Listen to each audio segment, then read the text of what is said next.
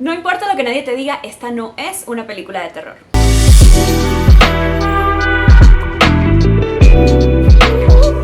Hola amigos, yo soy Cori, bienvenidos un día más al canal y hoy estaremos hablando de la película de 28 años después o Exterminio, la evolución.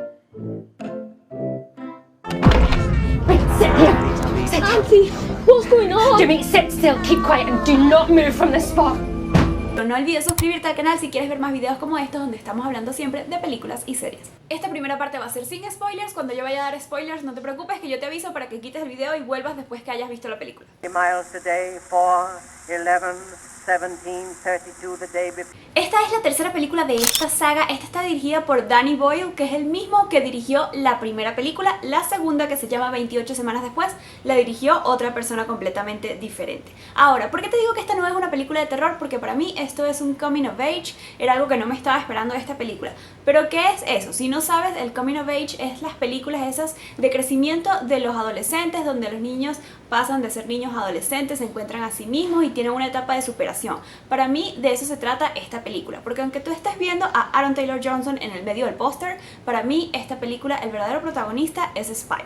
Spike es un niño que vive en una isla completamente aislado de la sociedad, valga la redundancia, vive con su mamá y su papá y su mamá se encuentra enferma. Ahora, esta isla no tiene tecnología y no tiene contacto con el mundo exterior. Ahora, recordemos que han pasado 28 años desde la primera película hasta ahora. ¿Qué ha cambiado? Pues aquí tenemos una raza de infectados que son mucho más fuertes e inteligentes, que se llaman los alfa.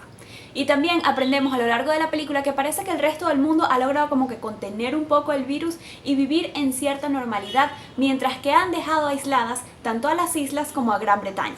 Ahora, eso no quiere decir que esta película no tenga terror y no tenga gore. Sí tiene escenas de extremada tensión, con gore, con momentos que te revuelven el estómago. Y una de las cosas interesantes que el director quiso mantener de la primera película, que fue filmada con una cámara que no era profesional, fue esa misma manera de filmación para esta tercera película. Esta la filmaron con iPhones. Para ser específicos, con el iPhone 15 Pro Max construyeron unos rigs de cámaras donde pusieron alrededor de 20 celulares y filmaron escenas de acción. Lo que ha hecho que esta película se convierta en uno de los metrajes de larga duración más relevantes que haya sido filmado con un smartphone. Tengo que admitir, aunque sí, la manera que está grabada y algunos de los paisajes son espectaculares, una de mis cosas favoritas no fue tanto lo visual, sino lo auditivo, porque la banda sonora, el score y todos los sonidos y la ambientación de la película me parecen una genialidad. Hay escenas en donde la música es todo el componente de tensión que se va agregando y hace que todo sea mucho más emocionante. Ahora vamos a hablar de ese sonido que tú escuchas tanto en el tráiler como en los primeros minutos de la película. Hablo de esta voz. 20 miles today, 4, 11, 17, 32 the day before. Boot, boot, boot.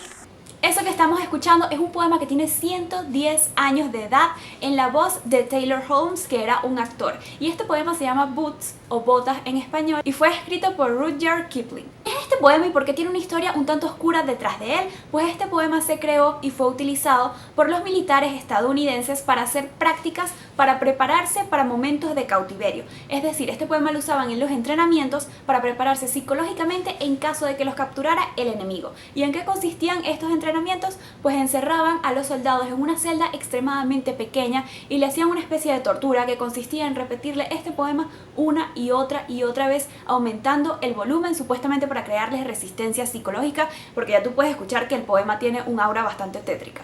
Es así como Danny Boyle, 110 años después, decide volverlo a usar para darle también ese ambiente tétrico y tenebroso tanto al tráiler como a los primeros minutos de la película, donde nos explica más o menos cuál es el contexto social. Ahora, ya que venimos hablando de esta saga de películas, te dije que Danny Boyle dirigió tanto la primera como la tercera. Tenemos 28 días después, 28 semanas después y ahora 28 años después. La gente se está preguntando, ¿existe un 28 meses después? Pues técnicamente sí. El director Danny Boyle reveló en una entrevista reciente que hubo un grupo de personas que no estaban conectadas con él, que mapearon o hicieron un esquema de una película que se llamaba 28 meses después. Pero esas personas tuvieron una pelea entre ellos, incluso se dejaron de hablar, por lo que el proyecto se congeló.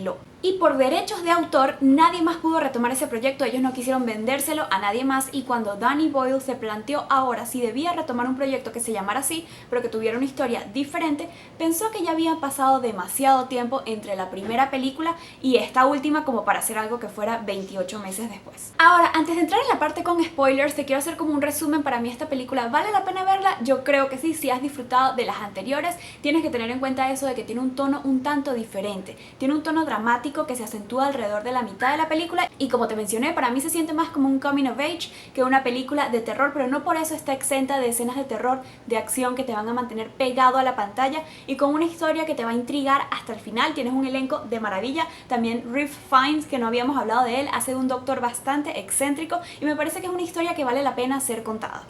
Y ahora, donde he visto opiniones divididas es con respecto al final de la película. Este es tu alerta, ahora sí vienen los spoilers, porque vamos a hablar del final, donde vemos la aparición de un personaje que se llama Jimmy Crystal, que lo habíamos visto también al inicio de la película, que era el niñito pequeño que aparece en la iglesia huyendo con su papá.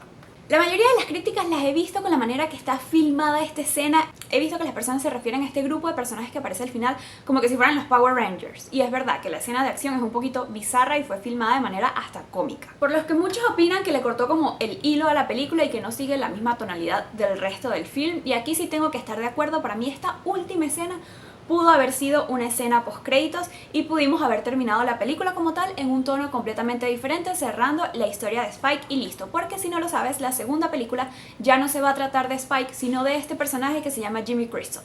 Quizás algunos que no somos británicos, cuando lo vimos en el cine nos dio un poco como que igual, mira, es el niñito del principio, pero no hicimos ninguna otra conexión. Pero resulta que para los británicos y para cualquiera que conozca de televisión británica sabe que este personaje está inspirado en uno de los depredadores más peligrosos, pero a la vez más queridos por el público británico, que es Jimmy Savile. Para que tengas un contexto un poco resumido de quién era este personaje de la vida real de la televisión británica, era un hombre que empezó como un DJ en los clubs y luego se fue haciendo famoso por su personalidad excéntrica hasta el punto que consiguió un programa en la BBC y era un programa de música, pero después, como tuvo éxito en ese programa, inició otro que fue donde estalló su popularidad y se llamaba Jimmy Will Fix It, donde los niños le escribían pidiéndole deseos y él le cumplía los deseos a estos niños. Muchas veces eran niños en situaciones de pobreza o en situaciones de enfermedad. Este señor visitaba hospitales, orfanatos, psiquiátricos, iba haciendo obras de caridad por todos lados y se ganó el reconocimiento y el cariño de toda la nación. Incluso recibió el título de Sir por parte de la reina Isabel II.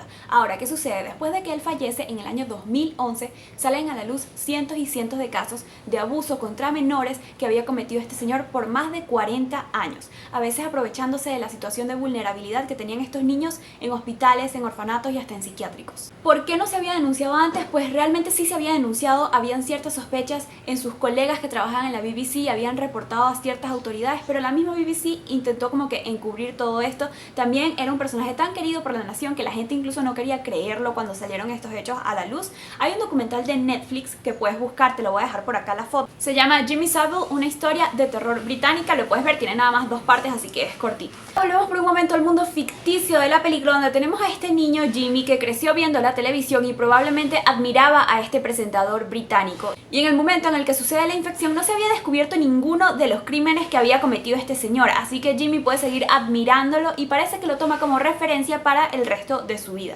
Vemos que su padre le había regalado una especie de crucifijo y al final de la película lo tiene colgando como al revés y él ha iniciado su propio culto. Me parece que este personaje continúa con la narrativa de Danny Boyle, que intenta demostrarnos que realmente los monstruos son los seres humanos y no necesariamente los zombies que aparecen en la película.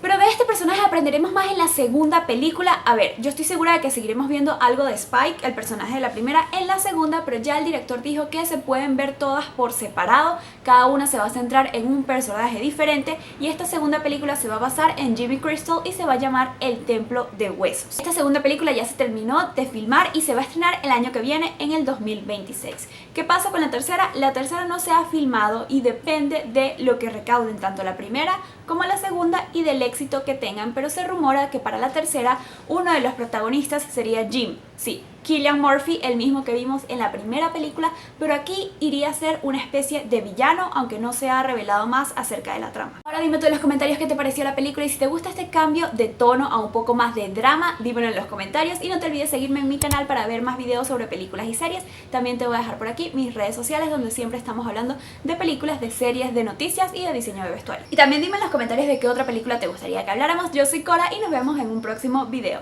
Bye.